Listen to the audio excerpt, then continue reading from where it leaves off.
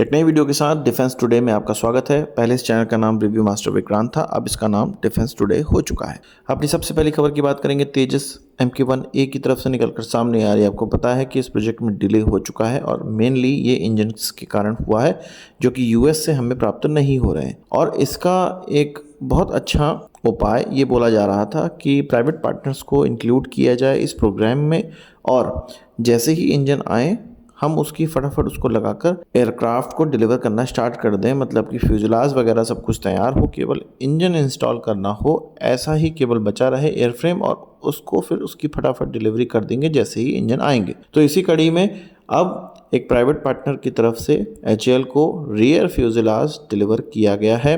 Alpha टुकोल नाम से ये कंपनी है जिसके द्वारा रियर फ्यूजलाज तेजस MK1A का बनाया जा रहा है और ये HAL को अब डिलीवर कर दिया गया है। असल में जब तेजस MK1 प्रोग्राम था तब भी ऐसी 5 से 7 कंपनियां थी जो कि इसके अलग अलग सब सिस्टम्स को बनाती थी, चाहे वो रियर फ्यूजलाज हो या आगे का फ्यूजलाज हो या विंग्स हो, बनाती थी और वो HAL को देती थी। वहाँ पर असेंबली इनकी होती थी और वही चीज़ अब तेजस MK1A में भी शुरू कर दी गई है। शुरुआती तेजस MK1A HAL के द्वारा ही बनाया गया, उसके सारे फ्यूजलाज, उसका एयरफ्रेम पूरा HAL के द्वारा बनाया गया। अब धीरे धीरे प्राइवेट पार्टनर्स को इसकी टेक्नोलॉजी दी जा रही है जिससे कि फ्यूजलाज की डिलीवरी में जल्दी होगी और जैसे ही हमें इंजन प्राप्त होंगे, एयरफ्रेम हमारे पास प्राइवेट पार्टनर से आ चुके होंगे और फटाफट इसकी डिलीवरी सुनिश्चित की जाएगी। यही कारण है कि HAL हमें कह भी रहा है कि 24 एयरक्राफ्ट 1 साल के अंदर वो बनाना स्टार्ट कर देगा आने वाले समय में। पर अभी दिल्ली बहुत दूर है। अभी एक सब सिस्टम और एक कंपनी तैयार हुई है तेजस MK1A प्रोग्राम के लिए। हो सकता है तेजस MK2 में और ज़्यादा प्राइवेट पार्टनर्स मिलें और तेज़ी से उस प्रोग्राम को किया जाए। अभी फ़िलहाल में तेजस MK1A में केवल एक ही कंपनी के द्वारा रियर फ्यूजलाज दिया गया है, अन्य कंपनियां भी इसमें इंक्लूड हैं पर उनकी तरफ से अभी ऐसी कोई खबरें नहीं आई हैं। आपका इस खबर पे क्या कहना है कमेंट बॉक्स में ज़रूर बताइएगा। बात कर लेते हैं एक ऐसी कहानी की जो कि US की दगाबाजी हमें बताती है। ये कहानी तो 2009 की है पर आज भी इससे हमें शिक्षा लेना चाहिए और भारत इससे शिक्षा लेते हुए अपने नाविक सिस्टम को और स्ट्रॉन्ग कर रहा है। असल में 20 जनवरी 2009 का समय था जब बराक ओबामा ने अपना ऑफिस ज्वाइन किया था, मतलब वो प्रेसिडेंट बने थे अमेरिका के। और उसी समय हमारे यहाँ पोखरण रेंज में राजस्थान के अंदर ब्रह्मोस का ट्रायल किया जा रहा था। उस ब्रह्मोस के ट्रायल में कुछ कमियां निकल कर आई थी। हमारे ब्रह्मोस के द्वारा अपने लक्ष्य को बेधा नहीं जा सका था। पहले ये कहा जा रहा था कि इसकी कोई सब सिस्टम में प्रॉब्लम आई होगी। DRDO की तरफ से जब इसकी चेकिंग की गई तो मिसाइल के GPS गाइडेंस में प्रॉब्लम आई थी, उसमें ब्लैंक आउट हो गया था। ये माना जा रहा था कि GPS गाइडेंस में क्या प्रॉब्लम आई, क्या ये कोई इलेक्ट्रॉनिक प्रॉब्लम थी या कोई अन्य प्रॉब्लम थी। तब बाद में ये पता चला कि GPS उस स्थान पर जहाँ पर ये ट्रायल हो रहा था वहाँ पर रोक दिया गया था, जिससे कि जो ब्रह्मोस का ट्रैवल टाइम था वो 112 सेकंड बढ़ गया था और ये 7 किलोमीटर दूर अपने टारगेट से जाकर गिरा था। तब बाद में भारत को ऐसा लगा कि बराक ओबामा की तरफ से जब अपना ऑफिस ज्वाइन किया गया तब ऐसी घटना हुई है, यानी कि अमेरिका इस तरह की चीज़ें आगे भी कर सकता है। तब हमने नाविक सिस्टम पर ध्यान देना स्टार्ट किया।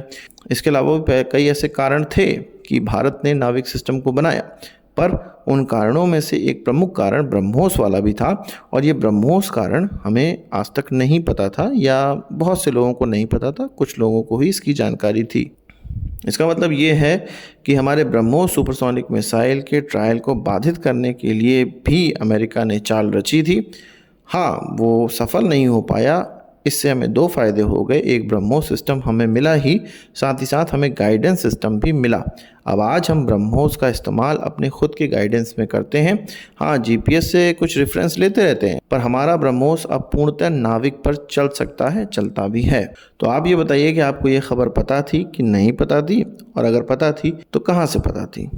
बात कर लेते हैं नेपाल की, और नेपाल में हमारे UP के CM योगी आदित्यनाथ जी की जो फोटो लहराई गई उससे थोड़ा विवाद हो रहा है। असल में नेपाल के त्रिभुवन इंटरनेशनल एयरपोर्ट में जब ज्ञानेंद्र शाह या पुराने राजा ज्ञानेंद्र शाह उतरे तब उनके समर्थकों ने वहाँ पर राजशाही लाने के लिए या राजशाही के समर्थक वहाँ पर प्रदर्शन करने लगे और ये ज्ञानेंद्र के साथ चलने वाले लोग थे या ज्ञानेंद्र के लिए प्रदर्शन करने वाले लोग थे।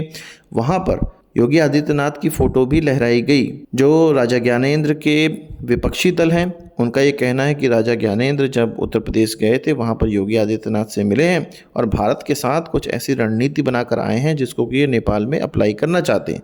वहीं ज्ञानेंद्र के साथ वाले लोग या ज्ञानेंद्र की तरफ वाले लोग ये कह रहे हैं कि ये कांड केपी शर्मा ओली की तरफ से करवाया गया है और उनके समर्थक इन्फिल्ट्रेट कर गए थे इस प्रदर्शन को और वहाँ पर योगी आदित्यनाथ की फ़ोटो लगाकर ये प्रदर्शित करना चाहते थे कि राजा ज्ञानेंद्र भारत के साथ मिले हुए हैं और भारत की जो मंशा है उसको नेपाल के अंदर लाने की कोशिश कर रहे हैं और वहाँ पे मोनार्की लाने की कोशिश कर रहे हैं। तो आप व्यूवर्स ज़्यादा जानते होंगे इन सब चीज़ों को, कमेंट बॉक्स में बताइए कि एक्चुअल में क्या हो रहा है।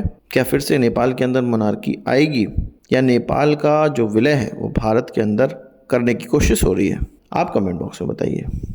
बात कर लेते हैं MBDA के एक ऐसे प्रोग्राम की जिसमें कि एक नई मिसाइल को डेवलप करके भारत के साथ उसका कोड डेवलपमेंट किया जाएगा और भारत के साथ उसका निर्माण भी किया जाएगा।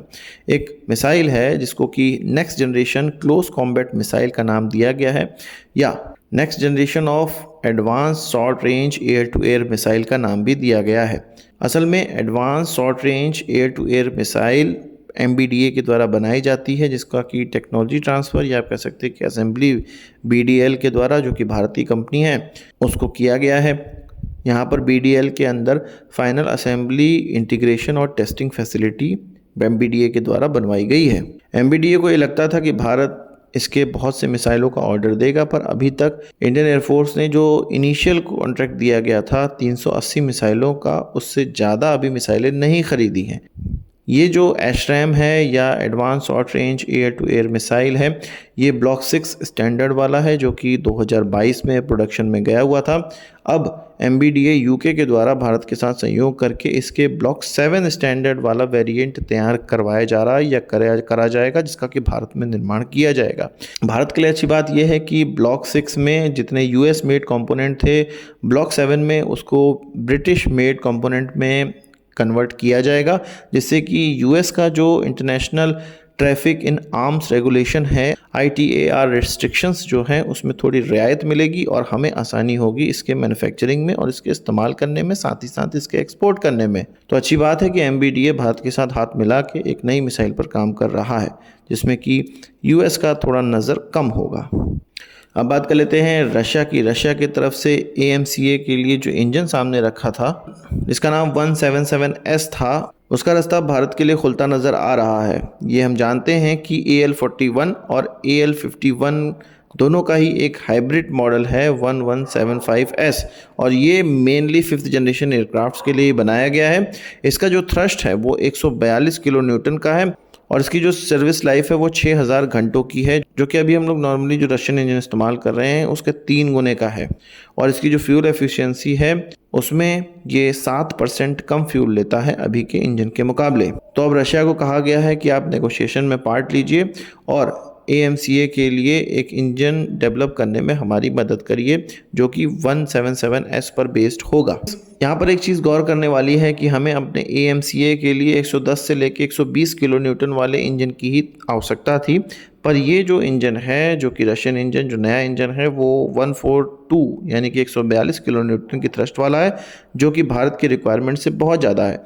रशिया ने ये कहा है, ये बताया है कि ज़्यादा थ्रस्ट के इंजन से जो हमारे एयरक्राफ्ट है उसको मनोवर करने में आसानी होगी और वो काफ़ी तेज़ रफ्तार से भाग सकेगा।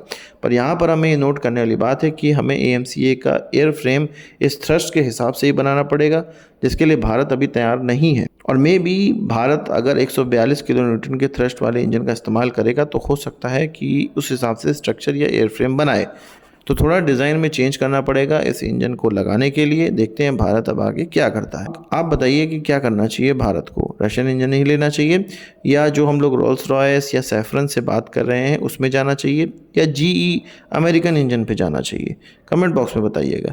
आज की इस वीडियो के लिए बस इतना ही। आशा करता हूँ कि वीडियो पसंद आया होगा। आपको एक बड़ा थम्स अप जरूर देंगे। इस वीडियो संबंधी सवाल से चाहो कमेंट बॉक्स में जरूर लाइएगा और यदि आपने मेरा चैनल सब्सक्राइब नहीं किया उसे भी कर लीजिए, क्योंकि हम इस प्रकार की वीडियो लाते रहते हैं। नमस्कार, थैंक यू, जय हिंद।